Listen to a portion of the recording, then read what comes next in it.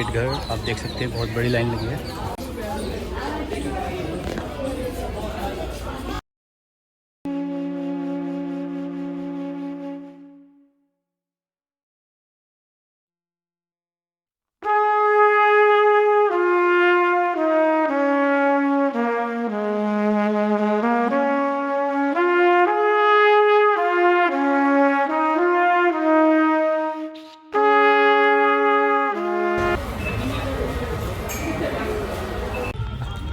ये गाइस तो चल रहे हैं अंदर की तरफ और टिकट मैंने ले लिया है, 80 रुपये का टिकट है। चलते हैं अब अंदर की तरफ।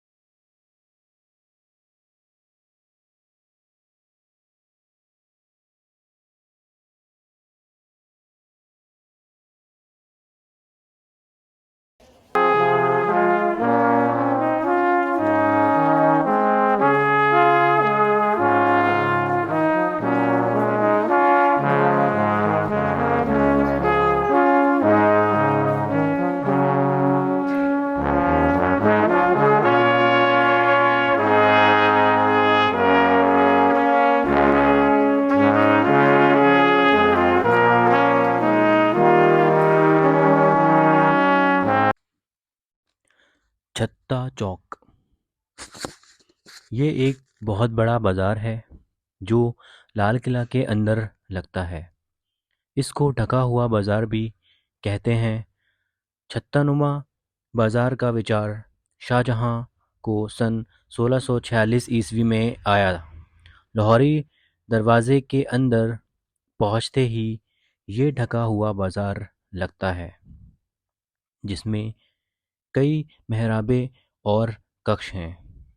यहाँ कई कीमती सामान और वस्तुएं मिलती हैं और शाहजहाँ के समय में यहाँ ऊपरी और निचली मंजिलों में शाही वस्तुएं मिलती थीं और आज भी यहाँ कई ज़रूरी और एंटिक चीज़ें भी देखने को मिल जाती हैं और बहुत अधिक मात्रा में यहाँ पे लोग आते हैं और वस्तुओं को ख़रीदते हैं।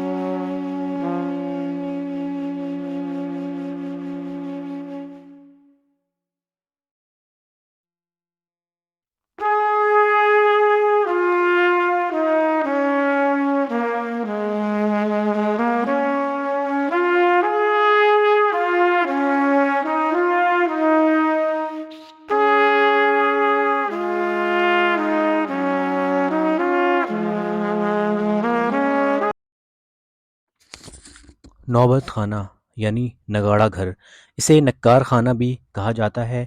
अपने समय में यहाँ वाद्य यंत्र बजाकर बादशाहों और दूसरे पद अधिकारियों को दीवाने आम में आगमन की सूचना दी जाती थी। चुनिंदा अवसरों पर यहाँ संगीत बजाया जाता था। भारत के अधिकांश राजमहलों में प्रवेश द्वार के पास नौबत खाने की व्यवस्था की जाती थी। ये 3 मंजिल आयताकार शाही इमारत है जो लाल बलुआ पत्थर से बनाई गई है। इसकी भीतरी और बाहरी दीवारों को अलग अलग रंग से अलंकृत किया गया है। गाइस यार बहुत ही बड़ा ये लाल किला के अंदर मैं म्यूज़ियम में घूम रहा हूँ और मैं अभी जलियांवाला बाग के म्यूज़ियम से निकला हूँ और आगे जा रहा हूँ तो दीवाने ख़ास में, और चलते हैं आगे।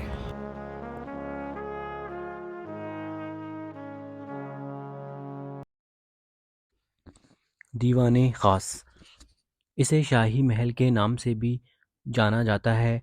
ये बादशाह द्वारा ख़ास दरबारियों एवं मेहमानों से ख़ास मुलाकात या चर्चा के लिए उपयोग किया जाता था। ये संगमरमर से तराशा हुआ एक ख़ास कक्ष है।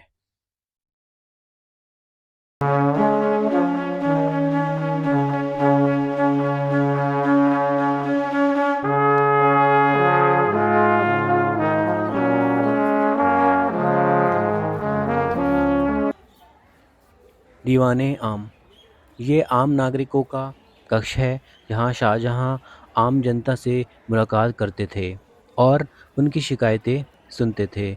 सामने की ओर आंगन से युक्त कक्ष में पहले चारों ओर छत्तादार कक्ष बने हुए थे। इसे बादशाह का संगमरमर से बना एक इसमें सिंहासन है जिसके नीचे एक चौकी है जिसका इस्तेमाल वजीर द्वारा शिकायती पत्र प्राप्त करने के लिए किया जाता था। जब भी वहाँ पे कुछ लोग शिकायतें लेके आते थे तो वजीर द्वारा उनके पत्रों को प्राप्त करा जाता था और उनको बादशाह को दिया जाता था और बादशाह उनकी शिकायतें सुनते थे। ये दीवाने आम है।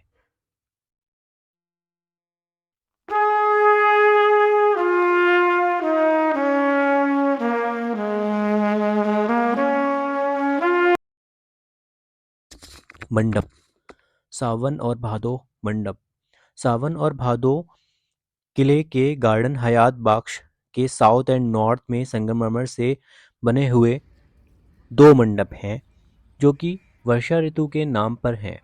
ये एक दूसरे के अपोजिट डायरेक्शन में हैं और मुगल काल में तेल के दिए इन मंडपों में रख दिए जाते थे। फव्वारों के पानी और दिए की रोशनी मिलकर एक गोल्डन पर्दा बनाते थे जो देखने में बहुत ही आकर्षित लगते थे। तो ये है दोनों मंडप, सावन एंड भादो, दोनों आमने सामने हैं। और यहाँ पे पहले कभी पानी हुआ करता था, जब बारिश हुआ करती थी तो यहाँ पे पानी भर जाया करता था।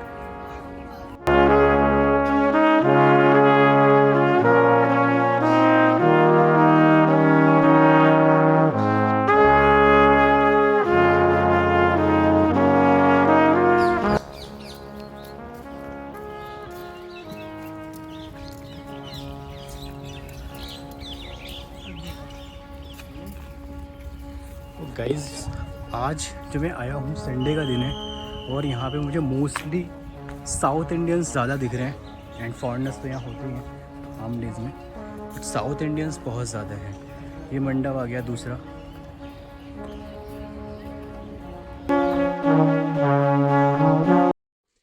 नहरे बहिश्त यानी स्वर्ग में बहती एक जलधारा। यहाँ पानी की एक जलधारा थी जो किले की एक ख़ास विशेषता थी। ये नहर बगीचों और महलों में पानी पूर्ति के लिए इस्तेमाल होती थी।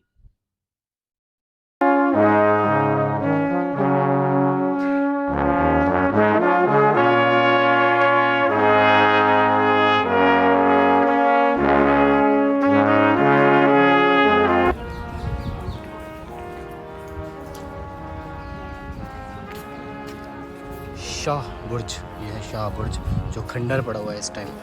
यहाँ पे कोई नहीं आता अभी। तो चलते हैं आगे की तरफ। जफ़र महल। सावन भादो मंडप के बीच जफ़र महल है जिसे बहादुर शाह जफ़र ने 1842 ईस्वी में बनवाया था।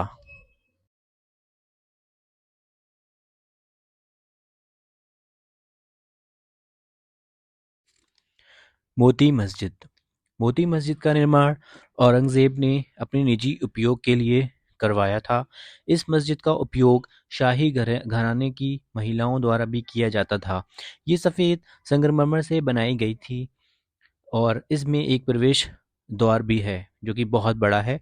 अंदर का फर्श काले संगमरमर की पट्टी नुमा बना हुआ है जो इबादत के लिए प्रयोग में लाया जाता था। मुख्य कक्ष के ऊपर 3 गोलाकार गुंबद हैं और यहाँ पे एक हौज भी है। ये मोती मस्जिद की बैक साइड है एंड फ्रंट आगे से है ये, देख सकते हैं बहुत बड़ी मस्जिद है ये। और ये बीच में ग्राउंड है।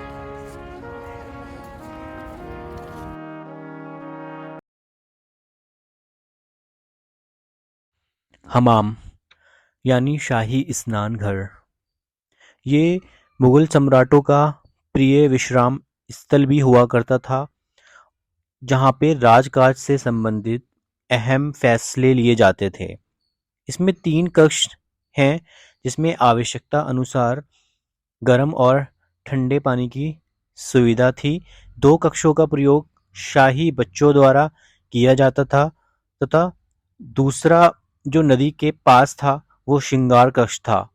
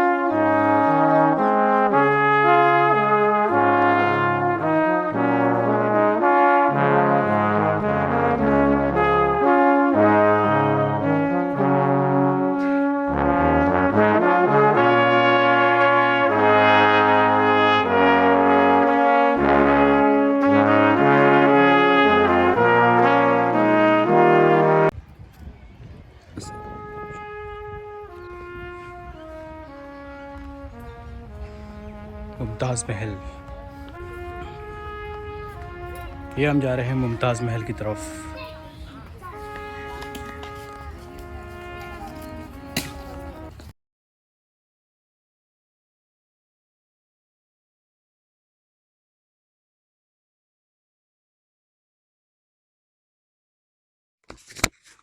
मुमताज़ महल। ये शाही कक्ष शाहजहां द्वारा अपनी प्रिय बेगम मुमताज़ महल के नाम पर बनाया गया था। अपने समय में ये शाही हरम का ही एक हिस्सा था जो साउथ जोन में बना हुआ है और इसके बीचों बीच में नहरें बहिश्त बहा करती थी। इसके अंदर के भागों में लहरेदार मेहराबों से विभाजित 6 कक्ष हैं। दीवारों और स्तंभों का निचला भाग सफ़ेद संगमरमर द्वारा निर्मित है। सन 1857 के प्रथम स्वतंत्रता संग्राम के बाद अंग्रेज़ों ने इसका इस्तेमाल कारागार के रूप में किया था जिसके कारण इसका जो स्वरूप है वो पूरी तरह से बदल गया है।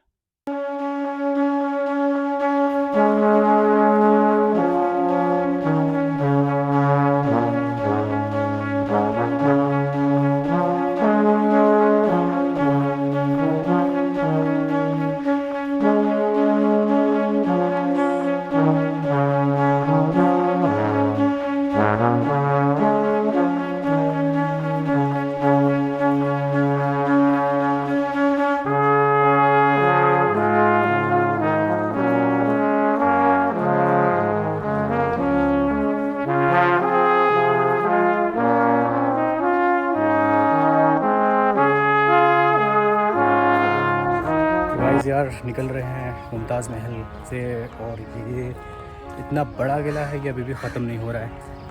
तो इसी के साथ मैं ये लाल किले की वीडियो को एंड करता हूँ। ये बहुत ज़्यादा बड़ा किला है, तो हमने साथ साथ बहुत ज़्यादा चीज़ें यहाँ पे देखी।